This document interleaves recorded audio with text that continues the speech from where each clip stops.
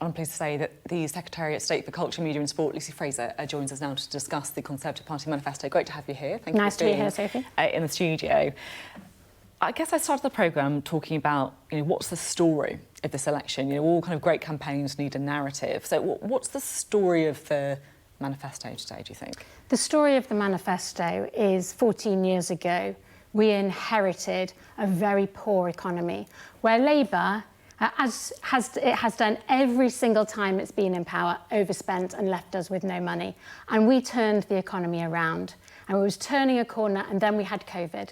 And what the Prime Minister, then the Chancellor, did was stand by people, back them up, pay their salaries to make sure that the economy continued to thrive, spending £400 billion. And then straight after that, we had the energy crisis caused by the war in Ukraine, where we paid bills of people.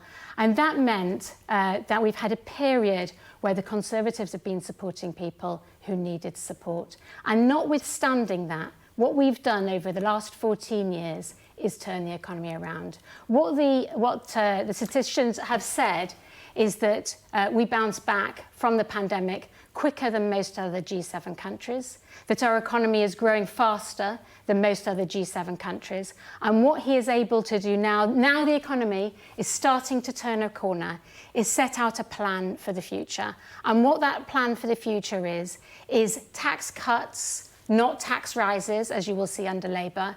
It's secure borders and it's security for our future. I mean, there's a couple of things to kind of pick up there.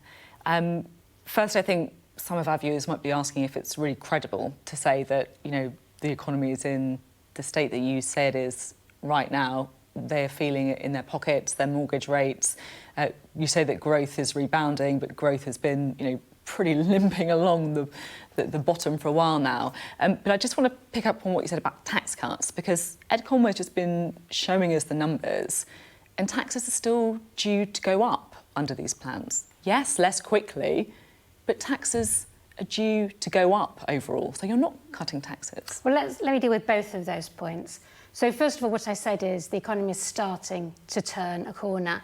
We see that in two ways. We see it in terms of the figures. So inflation's come down from over 11% down to just over 2%. That's a significant turnaround of the economy. But I think we're also seeing... How's debt doing? Well, debt is projected to fall, which is what the Prime Minister committed to do. But what we're also seeing, and we're just starting to see it, I see, and I've been canvassing in my constituency day in, day out, knocking on doors, and I think what we're starting to see is people feeling the effects of that. Not totally yet, but people are telling me that their mortgages are coming down, that energy prices are coming down. So I think we are starting to see the economy turn around. How can you say that you're cutting taxes when taxes are going up? Because in our manifesto, we set out a number of taxes. We set out tax cuts for people who are working and employed. The overall tax burden is going up. That's the numbers, that's the empirical truth, right? There are two key points. We are cutting individual taxes for a number But you admit the tax burden's going up. Well, let me deal with that in a minute. But I think it's really important to emphasise that what we've announced today in the manifesto is a tax cut for people who are employed, building on in terms of the national insurance cuts, building on what we've already set out. We've got tax cuts, which you refer to, for the self-employed. We've got tax cuts for pensioners, saying the state pension will never be taxed. And we've also got tax cuts for families. When you talk about, because I do want to answer the point that Ed talked about, in terms of tax burden overall, it was projected to be at a certain level. What we are announcing today is a tax cut of 1% year on year. It's still going up, though. It's still going up. Sophie, I think everybody understands. Just acknowledge it. Just acknowledge it. Okay. It sounds like you're just evading it. I'm absolutely not evading it. I think we need to be honest with people. And the honesty that we need to remind people of are the things I started with. We spent £400 be honest billion with people then. Be honest with people. Our taxes are still projected to go up under your plans. The overall tax burden. We spent £400 billion. No, you said you want to be honest with people. This is your chance. Well, that's right, isn't it? So the projections at the moment show that tax levels will be X, And the result of the manifesto is that year on year on year on year, what we have managed to do is reduce that tax burden so that it will come down. That's not correct. The tax burden is projected to go up. Well, what you saw from Ed's chart was the gap. No, I'm not talking about the gap. I'm talking about the overall tax burden is projected to go up. What Ed's chart showed was that we've managed to find tax cuts from what the position would otherwise be. And I think it's really important to state this. It's going up less quickly, but it's still going up. It's going to come down by 1% year on year on year from what it was projected to be. And the important thing is, the really important thing, Sophie, is that Labour are not offering any of those tax cuts.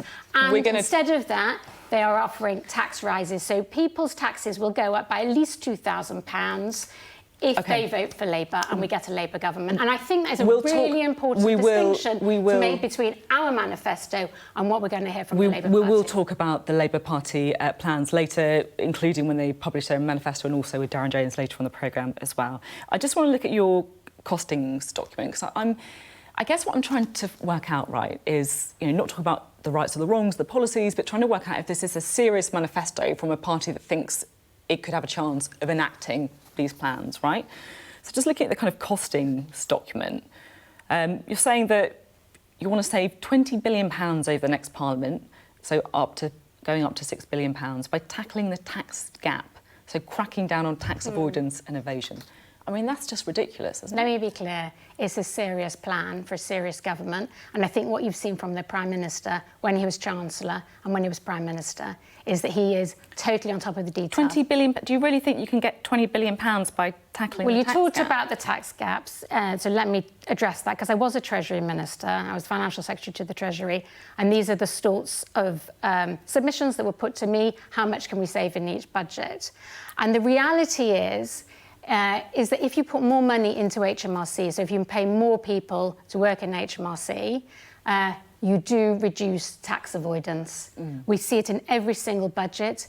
At the moment, in the last few years, we have managed through avoidance to recover over £90 billion. So yes, so you're putting some more money into HMRC to do it? You put in more money. How much more money are you putting in? That will... I can't tell you exactly what we put in, but it will all be costed. But what I can tell you, and be very clear... You just said you can do it if you put money in, but you can't tell me how much money you're going to put into HMRC So there's a calculation which HMRC do for every single budget, and this manifesto is absolutely no different, that you can recover significant sums from people who are avoiding tax if you chase them. And we have in the past, over the last few years, recovered over £90 billion. So yes, I do think that £6 billion is realistic. Another way you're planning on saving money is through Quango efficiency. So that's £1.2 billion a year. I mean, I remember the bonfire of the Quangos that you had last time. How are you going to kind of pick through the embers to find some more Quangos? What are Quango efficiencies?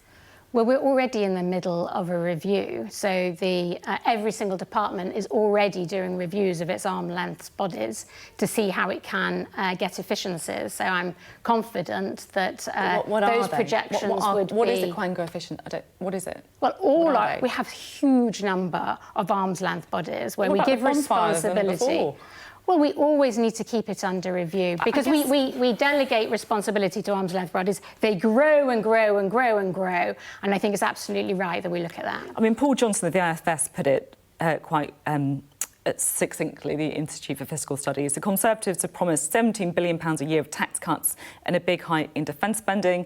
Those are definite giveaways paid for by uncertain, unspecific and apparently victimless savings. Forgive a degree of scepticism. I guess this is my kind of wider point here, right? People are intelligent, the public is intelligent. They know debt is high, public services are being squeezed, the tax burden is really, really high, despite, what you say. They know how difficult the economic picture is. And you're really saying you can cut all these taxes and do all these things and no one's going to have any bad decisions at all. It's all going to be done through tax evasion or Quangos. I mean, that's just not realistic, is it? Well, there's also a massive amount in relation to the welfare budget. What we're saying that is that absolutely we need to support people who need support, but at the moment the welfare budget for working aged people is absolutely significant. It's £59 billion at the moment, going up to 90 billion pounds. And so a significant amount of money is also to make sure that people are not claiming benefits when they shouldn't be claiming benefits, and they can get out back into work, which is something that will also boost the economy as well. On the benefits, there is concern about the knock-on impact that might have on families and children in particular. You know, I couldn't help but notice Rishi Sunak saying today that we reduce child poverty. I mean, that's not true, is it? Child poverty on every measure, relative poverty, absolute poverty, before housing costs, after housing costs, there are more children in poverty now, aren't there? My understanding is the statistics are that we have reduced poverty. We've reduced poverty in workless households. We've got 4 million people more in employment. I've looked at the child poverty statistics, and I just don't think that's true. I think it is true. I think it is true. And I think also what we have... But can I make something really clear? Because the choice... This election is a choice. It's a choice between a party who believes in tax cuts, who believes that you support people into work, who believes in aspiration and enterprise. And the choice is between that or the Labour Party, and we've got absolutely no idea what they're offering. They're really scared to say what their plan is. You've got a really detailed plan from us. It's about 70 pages. We tell you exactly what we're doing in every single area, from a Prime Minister who is a details man, who understands figures, and that's why I have confidence in our manifesto and the figures within it. And what we have from the Labour Party is they say you can make no savings at all from the welfare budget, zero, even though it's going up to 90 billion pounds. Okay. He's also saying that you're going to get tax rises and not tax cuts. That is the choice for people at the next election. You're the Culture Secretary. What's more likely? England winning the Euros or Rishi Sunak winning the election? I'd like both. Absolutely. Go on, you've got to choose. Difficult decisions, that's what we're all about. Well, look, I think I have a huge amount of faith in Gareth Southgate. I think he's a great manager, and the England team, it would be just so fantastic if they won, and I really hope they do, but of course I'm a Conservative, and I truly believe that we have the values, we have the right policies and the right team to make sure that this country goes from strength to strength and helps individuals across the country. Lucy Frazer, thank you very much indeed. Lucy Frazer there.